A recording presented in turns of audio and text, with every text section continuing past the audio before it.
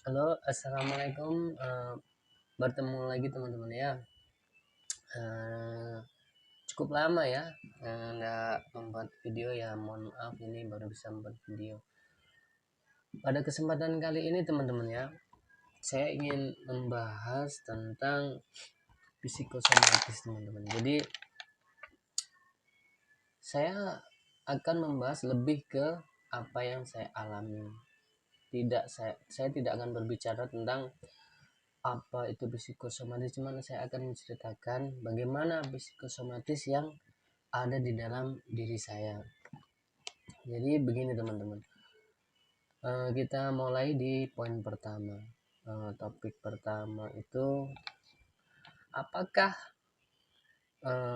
psikosomatis itu bisa langsung, kan kita ini seandainya kita punya psikosomatis itu kan pasti pengen sembuh ya. Nah, pertanyaannya begini teman, apakah psikosomatis itu ketika sembuh langsung hilang, langsung hilang dan kita normal, tidak akan psikosomatis itu kembali lagi gitu. Kasarannya itu langsung hilang, celing, langsung lenyap lah begitu. Dan kita tidak kenal lagi psikosomatis. Nah, kalau yang saya rasakan teman-teman itu tidak teman-teman. Jadi ya sembuh ya, sembuh psikosomatis bisa sembuh. Cuman yang saya rasakan, saya nanti di kemudian hari nanti balik lagi ketika kita ada pikiran ataupun kondisi kita ada. Biasanya itu pikiran kita itu ada pada saat titik-titik tertentu yang membuat psikosomatis itu datang kembali ke kehidupan kita. Dan kalau saya pribadi ya, karena psikosomatis itu sudah dihadiahkan pada saya, ya saya mencoba untuk enjoy aja.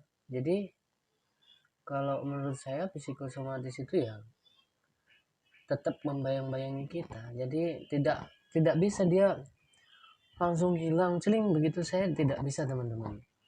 Tapi kita bisa mencegah dengan cara kita menjaga pikiran kita supaya tetap enjoy. Karena yakinlah teman-teman, kalau pikiran kita enjoy, kita happy, itu jauh psikosomatis itu jauh. Tapi kan namanya kita manusia ya, kan pasti ada juga saat-saat titik-titik tertentu kita sampai pada titik itu. Ya maksudnya enggak munafik lagi, kita ini kan manusia hidup. Namanya dinamika kehidupan itu kan begini ya. Jadi otak kita pun pasti mengikutinya. Nah, pada saat down, nah disitulah psikosomatik akan hadir kembali. Dan itu saya jadikan sebagai bahan introspeksi. Oh berarti terlalu pikiran ini dipakai terlalu keras. Jadi kita berusaha untuk melonggarkan lagi. Dan kalau seandainya mungkin bisa hilang kalau seandainya memang teman-teman menjaga pikiran teman-teman supaya tidak ada di titik-titik bawah. Nah, saya tidak yakin ya, karena begini, sekaya apapun orang pasti ada saatnya stres, dan stres itu tidak ditentukan oleh kaya atau miskinnya seseorang. Semua orang itu pasti ada saatnya, ada masanya stres, dan itulah yang membuat psikosomatis itu datang kembali teman-teman ya.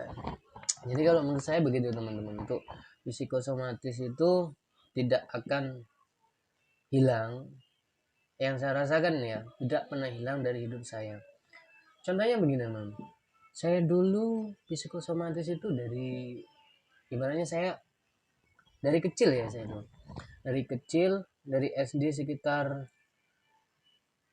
SD kelas 3 kan, SD kelas berapa ya, sekitar kelas 3 lah.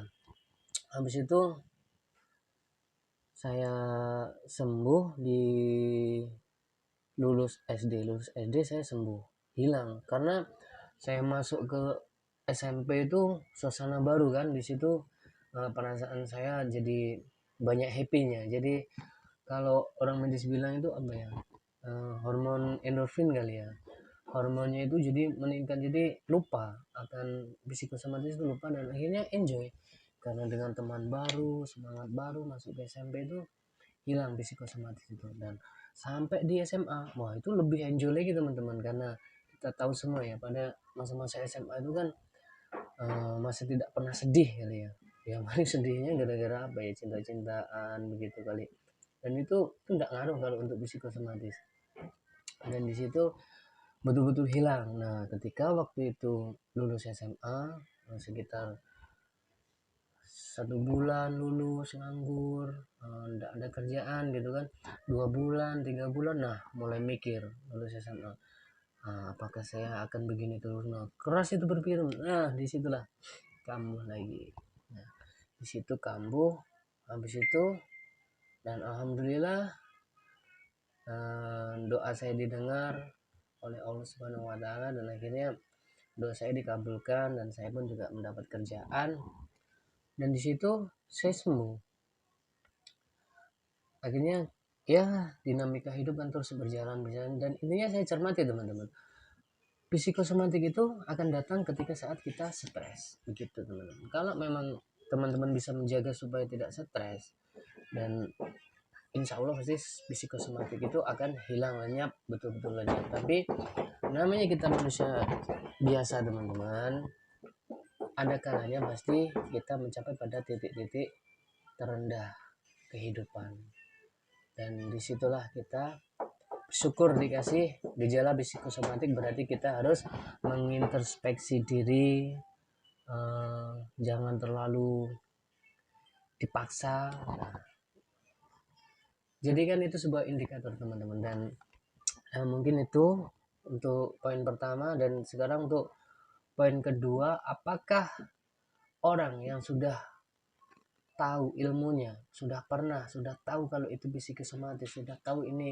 cuman perasaan cemas, takut, tidak ada itu dari diri kita sendiri aja, apakah orang yang sudah tahu itu akan lebih mudah ataupun akan kebal dengan anxiety ataupun psikosomatis ini? Tidak semudah itu juga teman-teman. Ini yang saya rasakan lagi nih ya, bukan kok saya menjudge psikosomatis anxiety seperti ini, enggak. Saya cuma menceritakan apa yang saya alami teman-teman. Jadi saya sudah tahu ini, saya ini punya psikosomatik. Dan ketika perasaan cemas itu datang, saya juga tidak kebal teman-teman. Ya saya harus berkelahi dulu, baru saya menang. Cuman ketika saya sudah tahu itu lebih enak untuk mengalahkan. Tapi tidak semata-mata saya kebal teman-teman. Ada kalanya juga saya terhasut, ada kalanya juga saya terbawa dan kembali fight lagi. Nah, jadi kita punya punya keyakinan untuk melawan psikosomatik itu. Beda halnya kalau misalnya saya pada waktu belum tahu sama sekali, ketika masih kecil, nah itu susah teman-teman. Yang misalkan udah tahu aja masih saya rasakan masih susah, kadang-kadang saya masih terhasut. Nah, apalagi yang belum tahu begitu kan teman-teman. Jadi untuk poin kedua ini, meskipun orang yang sudah tahu ilmunya, menurut saya itu tidak kebal juga, tetap harus fight dulu baru kita bisa menang. Dan itu tadi untuk poin yang kedua, apakah orang yang sudah tahu ilmunya bakalan kebal terhadap psikosomatik. Nah ya, yang saya rasakan tidak teman-teman, tetap kita harus fight dulu, kita harus berkelahi dulu baru kita menang. Dan kita sekarang masuk ke poin ketiga. Apakah poin ketiga itu, nah pertanyaan saya sendiri dan mungkin juga menjadi pertanyaan teman-teman, apa sih yang menyebabkan psikosomatik itu hadir dalam hidup seseorang? Jadi begini teman-teman, ini kembali ke pengalaman saya teman-teman. Jadi psikosomatik itu hadir dalam hidup seseorang karena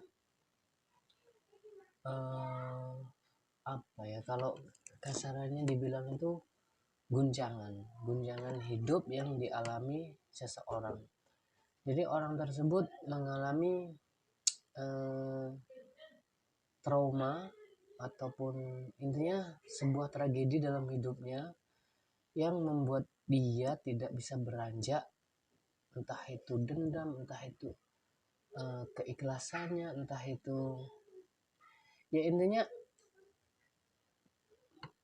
prahara tragedi yang dialami dan sangat membekas di otaknya, dan itu yang biasa menyebabkan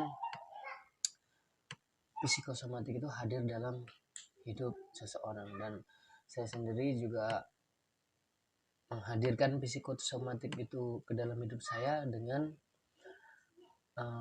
ya karena waktu itu ada prahara rumah tangga ya, tapi saya tidak bisa menerimakan dan akhirnya terjerumus ke dalam indahnya psikosomatik itu teman-teman. Tapi ya itu tidak masalah. Dan jika teman-teman ada yang mungkin mengalami seperti saya, ya bisa dibilang broken home lah, dan itu ya kita harus ikhlas teman-teman, karena seperti apapun kita menyimpan dendam, seperti sebesar apapun rasa tidak terima kita, sekencang apapun kita teriak kepada siapapun, ya tidak akan merubah semuanya.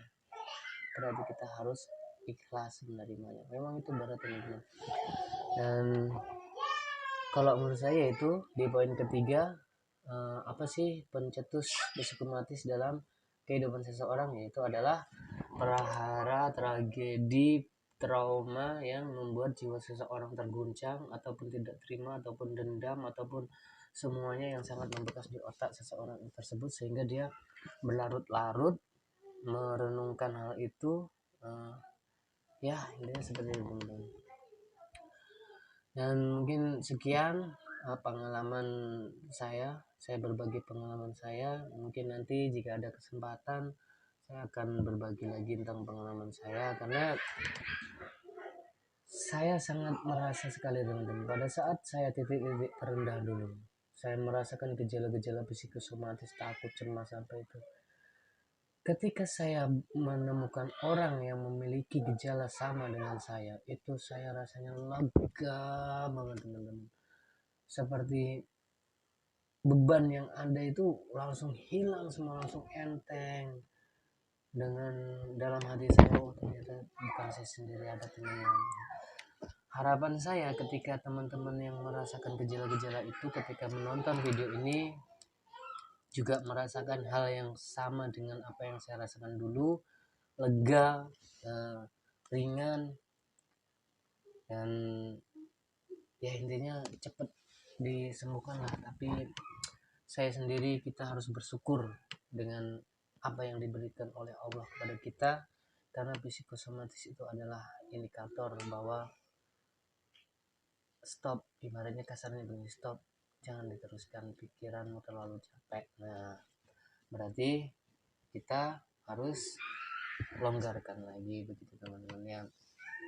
Sekian teman-teman ya video dari saya untuk yang sedang mengalami parah-parahnya psikosomatis, titik terendah, ya saya doakan cepat bangkit. Dan jangan lupa ikhtiar berdoa menurut keyakinan kita masing-masing, karena obat yang sejati hanya itu teman-teman, ketenangan jiwa, dan itu kita dapat ketika kita beribadah. Sekian dari saya teman-teman. Assalamualaikum warahmatullahi wabarakatuh.